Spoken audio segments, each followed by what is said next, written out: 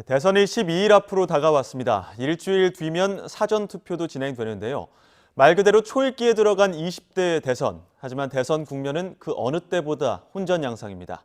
여야 의원 두 분과 주요 현안 짚어보겠습니다. 전용기 더불어민주당 의원, 박수영 국민의힘 의원 나오셨습니다. 두 분 어서 오십시오. 안녕하십니까. 네, 먼저 우크라이나 사태로 대선 후보들의 안보 관련 발언도 관심을 모으고 있는데요.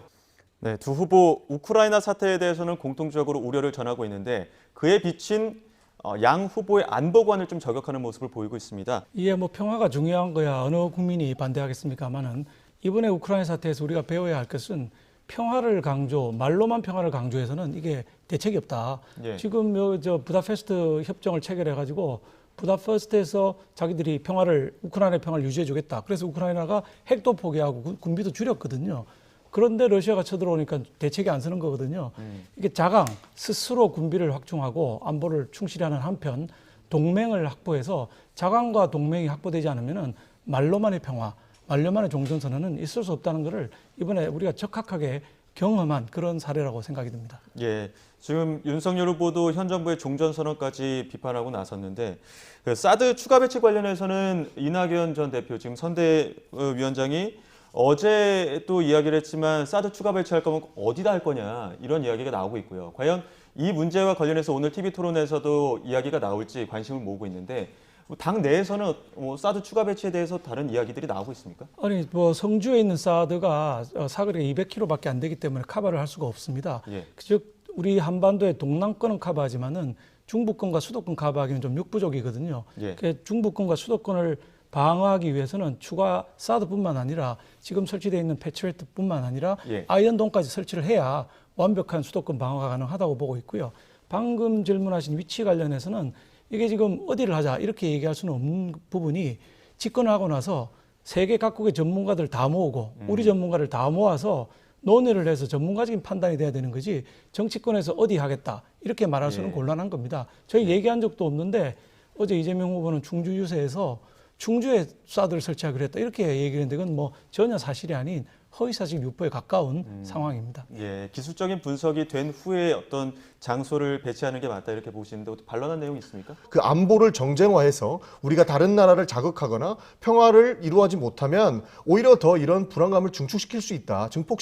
저는 이런 말씀 드리고 싶습니다. 근데 패트리어트나 아이언돔이나 그다음에 사드 같은 것도 전부 방어 무기거든요. 우리 방어 무기로 다른 나라를 안보를 자극한다. 이건 좀 말이 안 되는 거죠. 우리는 지켜야 돼. 우리나라는 우리가 지켜야지 누가 지켜주겠습니까? 예, 그런 무기 체계 같은 것들도 지금 국민의힘에서는 기술적인 분석 후에 결정이 이루어져야 될 것이다 이런 입장이시고 민주당은 정치적 결단도 중요하다는 입장이신데 그 부분도 오늘 토론을 통해서 한번 관전 포인트로 짚어보면 좋을 것 같습니다.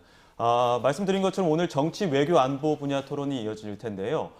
어제 송영길 대표가 전격 제안한 정치 개혁에 대해서 후보들 입장도 어떻게 전해질지 이런 부분도 좀 관심을 모으고 있습니다. 먼저 이재명 후보도 어떤 통합에 대한 메시지를 또 내놓을 텐데 3지대 후보들이 호응을 할지 이 부분도 관심인데요.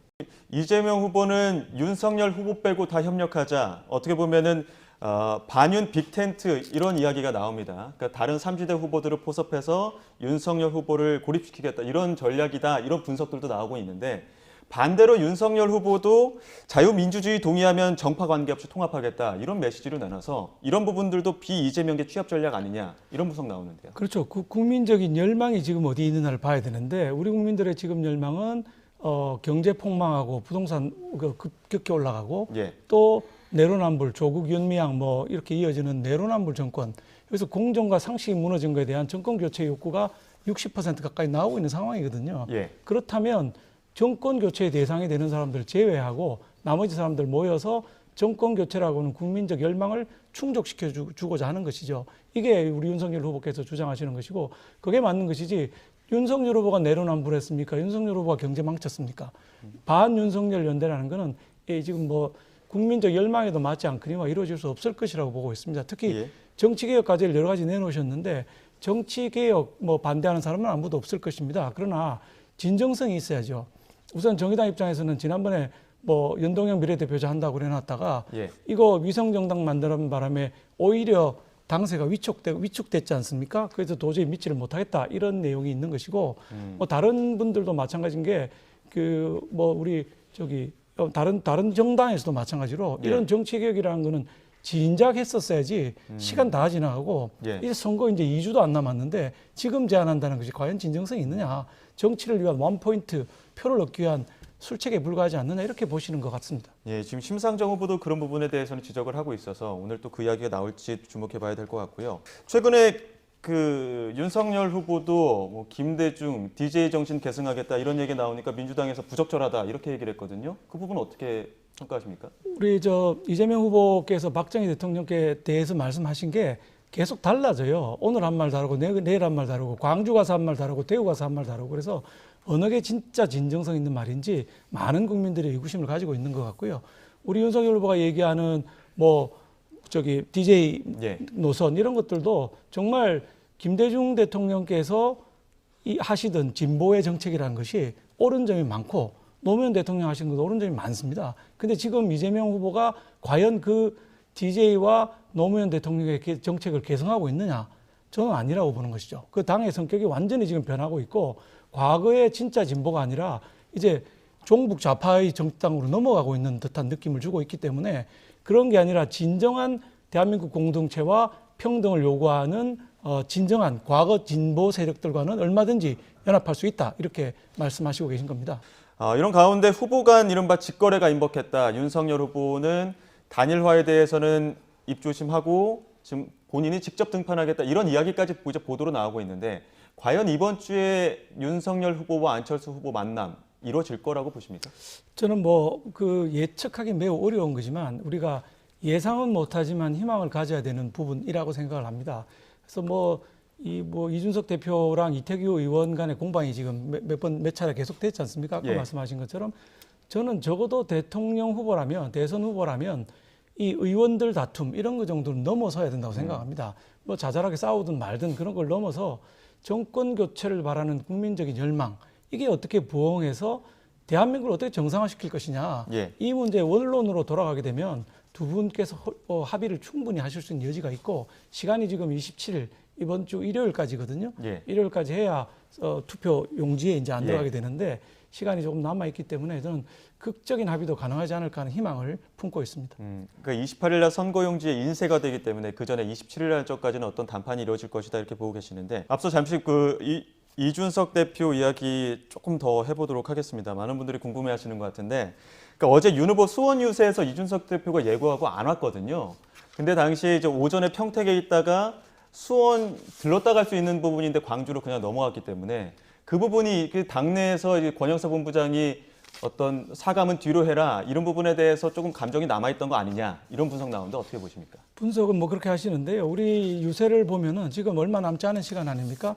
얼마 남지 않았는데 이거를 당의 유력한 분들이 전부 한 곳에 모여서 유세한다는 것이 굉장히 비효율적입니다. 근데 그 상징성이 있기 때문에 유승민 전 의원이나 홍준표 의원도 합류할 거 아니냐 했는데 다 오지 않아서 이 부분이 좀 관심인 것 같아요. 홍준표 후보 같은 경우는 대구 유세에서 동참을 했고요. 유승민 후보는 종로 유세에 동참을 했었고 이준석 후보는 몇 군데 동참을 했었는데 지금 아무런 연고가 없는 곳이거든요. 수원이라는 곳이. 네. 이분들 방금 말씀하신 이준석, 홍준표, 또 유승민 수원하고는 아무 연고도 없는 분들입니다. 그 시간에 다른 데 가서 뛰는 게 낫고 수원이 좀 그 경기도의 중부에 있다면은 남북권이 평택, 안성, 예. 그다음에 광주 밑으로 내려가는 것들이 있기 때문에 이 지역을 이준석 대표가 이제 커버를 해준 것이 선거 전략상 보면 전혀 문제가 없는 거라고 보고 있습니다. 예, 어떻게 보면은 효율적인 전략적인 측면에서 각자의 어떤 유세 지역을 찾았다 이렇게 보시는 건데요. 지금 뚜렷한 선두주자가 없다 보니까 좀 혼전이 계속되고 있고 이런 상황에서 최근 여론조사 보면 이재명, 윤석열 두 후보가 초접전 양상입니다. 결국에는 이렇게 초접전 양상에서 어떤 분석들은 안철수 후보를 어느 쪽이 이 러브콜에 화답하게끔 만드느냐 이 부분이 가장 중요하다 이렇게 분석은 하시는데 민주당은 조심스럽지만은 계속 다자구도를 원하는 모습인 것 같은데 국민의힘 보시기에는 오늘 만약에 토론에서 윤석열 후보가 어떤 방향으로 조금 더 러브콜을 보내면 안철수 후보가 좀 화답할 거라고 보십니까? 안철수 후보한테 무슨 자리를 제시한다든지 예. 뭐 지분을 준다든지 이런 방식은 저는 안철수 후보를 설득할 수 없을 거라고 보고 있습니다. 예. 이분이 굉장히 원칙적인 분이기 때문에 국민들이 바라는 정권 교체 그걸 위해서 어떻게 하느냐 하는 부분하고 예. 이분이 또 원하는 게 저 과학기술 강국이거든요. 예. 소위 555 정책이라는 공약을 내놨지 않습니까? 예. 이 공약은 우리 윤석열 후보가 받아도 아무 문제가 없는 저희 생각하고 거의 비슷하기 때문에 이걸 공약 1번으로 받아주겠다. 그리고 그걸 추진할 수 있는 권한 자체도 우리 후보가 가져가라, 안 후보가 가져가라 이렇게 얘기를 하면서 과학기술 강국이라는 공약으로 같은 공통점을 부모를 찾아가는 것이 답이 될 수 있을 거라고 생각하고요. 예. 접전을 벌이고는 있습니다만은 그동안에 접전으로 가면서 이 좌파들의 결집이 있었거든요. 예. 그 때문에 많이 올라왔는데 우리 다시 이번에는 다시 우파들이 이제 다시 결집할 그런 오히려 그런 계기를 만들어 줄 수 있다라고 생각을 합니다. 예. 어떤 정책 비전에 대한 방향성을 같은 방향이란 어떤 그런 의미를 좀 전달이 된다면 안철수 후보도 충분히 화답을 할 것이다 이렇게 답변을 해주셨는데 앞서 말씀드린 것처럼 이 뚜렷한 선두주자가 없는 이제 혼적 속에서 이재명, 윤석열 두 후보를 향한 의혹 제기 공세 여전히 거센 상황입니다. 먼저 민주당이 제기한 의혹부터 짚어보겠습니다. 김건희 씨의 주가 조작 의혹에 대해서 주식 전문가 선수라고 부르죠. 이 선수에게 맡겼던 계좌는 국민의힘에서는 지금까지 손해를 봤다 했는데 그 이후에 김건희 씨가 개별적으로 거래했던 그 계좌까지 공개하라는 이제 내용이신 거죠. 그렇죠. 추가적으로 공개가 되고 있는 것이고 그 어느 보도를 보니까 9억 원을 몇 달 상간에 벌었다라는 내용이었거든요. 그러니까 윤석열 후보가 처음에는 손해만 봤다라고 주장을 했지만 이번에 경제토론회에서는 손해도 봤고 이익도 봤다라고 이야기를 했는데 그 부분에 대해서 어떻게 벌었고 어떻게 손해를 봤고 이런 부분 대통령 후보가 그리고 영부인이 될 수 있는 분이면은 충분히 소명하고 가는 것이 저희는 바람직하지 않나 그렇게 보고 있습니다. 이 부분에 대해서 국민의힘은 오류가 있다고 했지만 검찰 반박이 나온 상황입니다. 네, 이거 저 도이치모터스 투자 관계는 사실 2010년에 4개월 동안 1인 매매를 했고요. 예. 이 1인 매매 기간 중에 주가 조작을 하지 않았느냐는 의심을 샀고 또 이 사건 전체, 즉 4개월을 이후에 다른 기간 전체를 놓고 검찰이 2년간 탈탈 털었거든요. 근데 아무것도 안 나와서 기소를 하지 못한 거였습니다. 예. 근데 처음에 민주당에서 밝히라고 한 거는 4개월 동안 벌었냐 말았냐 했는데 그때 손해를 본 건 맞습니다. 4천만 원의 손해를 봤거든요. 예. 그게 손해를 봤다 그랬고 근데 주식 투자는 사실 10년을 했습니다. 10년을 해서 전체적으로 보면 번 때도 있고 이런 때도 있는데 민주당에서는 또 딱 벌었을 때만 잘라가지고 이때 뭐 9억 원 벌은 거 아니냐 이렇게 지금 의혹을 제기하는데 전체를 봐야 되고 이 전체 보는 거를 검찰에서 이미 2년간 털었다는 것이죠. 예. 그래서 이 의혹을 있으면은 지금이라도 당장 검찰이 수사하면 됩니다. 검찰은 민주당 정권이 장악하고 있는 조직 아닙니까? 빨리 수사하면 되는 것이죠. 사실은 진짜 수사해야 될 건 뭐냐면은 이재명 후보가 방송에 나가서 본인이 작전주에 투자를 해갖고 3배 이득을 봤다라고 얘기한 부분도 있습니다. 예. 이 부분도 같이 수사를 해주셨으면 좋겠습니다. 검찰은 어차피 민주당 정부 장악하고 있지 않습니까? 의혹을 다 제대로 수사를 하십시오. 그 부분에 대해서 지금 그 주식 거래 같은 경우에는 10년치 거래에서 어떤 나왔던 차익을 발표했다는 말씀이시죠? 그렇죠. 도이치모터스만 투자한 게 아니란 말씀이신가요? 도이치모터스를 비롯해서 여러 가지 종목을 투자를 했고 4개월만 1인 매매를 한 겁니다. 전체적으로. 근데 나머지 투자, 4개월 투자한 거는 소위 HTS라는 투자를 했는데 이 사람이 전문가가 나머지 투자는 전부 은행에 직접 전화를 해서 녹음도 돼 있다는 거거든요. 이거를 주가 조작으로 보기는 어렵죠. 예. 자, 이번에는 그 원희룡 본부장 그 긴급 회견 열어서 가방 들면서 보여줬던 게 이제 대장동 관련 보고서를 습득했다는 내용입니다. 이 부분에서는 국민의힘 설명하실 부분이 있을 것 같은데요. 예, 이게 이제 정민용 팀장이 예. 변호사 출신입니다만 이분이 버린 것으로 보이는 그분 소유로 보이는 여러 가지 문서들이 발견이 됐습니다. 아직 저전 부분이 있어서 전부 다 공개는 못했지만 두 가지 핵심적인 문서가 오늘 이제 밝혀졌거든요. 그 중에 첫 번째 문서는 제1공단 분리 문제입니다. 핵심적인 사항인데 제1공단 분리 문제를 이재명 후보는 그동안 잘 모른다. 뭐 이런 식으로 얘기를 했던 것이 정확하게 이재명 후보가 사인을 하고 다른 사람은 아무도 없습니다. 정민용 팀장이 혼자 보고하고 나왔거든요.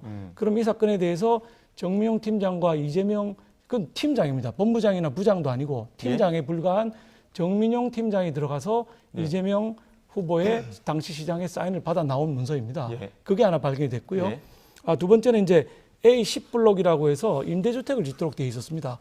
법상 임대주택은 25%를 짓게 되어 있는데 사실 좀 낮춰서 15%를 짓겠다고 공언을 했습니다만은 이 문서에서 A10블록을 팔아가지고 공공임대주택 비율이 다시 6.7%밖에 안 됩니다. 법상 25% 해야 되는데 6.7%로 떨어뜨리는 A10블록 매매. 그래서 다시 이 세력들이 김만배를 비롯한 이 화천대유 세력들이 2,700세대를 더 짓도록 만들어줍니다. 예. 수익이 더 올라가게 된 거죠. 예. 이것도 정상적인 개통을 통해서 보고를 하지 않고 정민용 팀장이 직접 이재명 후보에 가서 보고하고 사인을 받아온 문서가 발견된 것이죠. 오늘 예. 두 가지 문서가. 예. 추가로 젖은 문서들도 말려서 더 나올 거라고 저 보고 있습니다. 지금 네네 말씀하세요. 지난번에 나왔던 보도가 추가적으로 이슈가 되고 있는데요. 그게 무엇이냐면 2009년도에 대장동 민간 개발 확정 직후에 사업자 수익 보장법이 발의가 됩니다. 예. 예, 그 법안에 원희룡 본부장과 권영세 본부장이 공동 발의를 했다는 것이죠. 예. 그러니까 이것이 과연 대장동 개발에 모든 것이 포커스가 맞춰져 있는 것은 당연히 아니겠지만 이런 법이 발의가 됐고 원희룡 본부장이 같이 공동 발의를 했었으면은 이거는 오히려 국민의힘에 대한 게이트가 아닐까, 저희는 그런 의심을 지울 수가 없다, 이런 말씀드리고 싶습니다. 이 사건 보시면은 예. 성남에서 일어난 사건이고요. 이재명 시장이 당시 시장입니다. 예. 원희룡, 그권영세, 그다음에 우리 윤석열 후보한테 대구 고검 검사였고요. 이 사람들이 어떻게 책임이 있습니까? 시장이 결제한 문서가 여러 건이 나와 있습니다. 시장이 보고받았고 결제했고 보고받고 결제한 문서 중에 검찰이 그 문제를 확보를 했으면 공개를 했어야 됩니다. 공개하지도 않은 문서예요.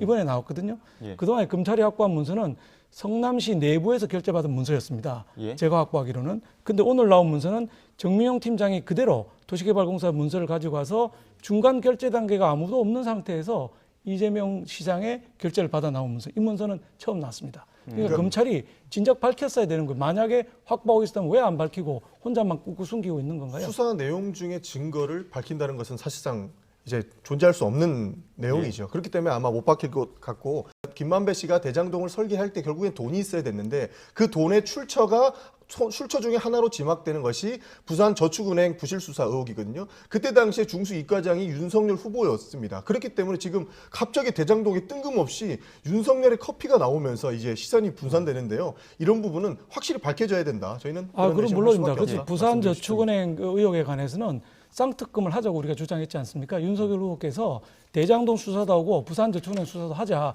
특검을 2개 하자고 했는데 민주당이 안 받아들인 거 아닙니까? 법안 내셨습니까? 안 내셨잖아요. 특검법 우리는 냈는데 상정 안 하신 건 민주당 아닙니까? 민주당이 180석입니다. 법 얼마든지 만들 수 있는데 안 내셨잖아요. 저희는 그 국민의힘에서 부산저축은행은 빼놓고 이재명 특검을 하자고 해서 그 부분만 반대했던 아니 거지. 그러니까 충분히 받을 수 부산저축은행 있습니다. 특검법을 내시면 되죠. 왜 아직 안 내시고 말만 그렇게 하시는 겁니까? 저희는 충분히 받을 의사가 있다, 이런 말씀드리고 싶습니다. 예. 자, 여기까지 듣도록 하겠습니다. 오늘 또 토론이 예정되어 있으니까 두 분께서 말씀하신 내용들도 오늘 토론에서 당사자들 또 이재명, 윤석열 후보가 또 어떤 이야기를 내놓고 입장을 내놓을지 지켜보도록 하겠습니다. 지금까지 전용기 더불어민주당 의원, 박수영 국민의힘 의원과 이야기 나눴습니다. 오늘 말씀 고맙습니다. 감사합니다. 감사합니다.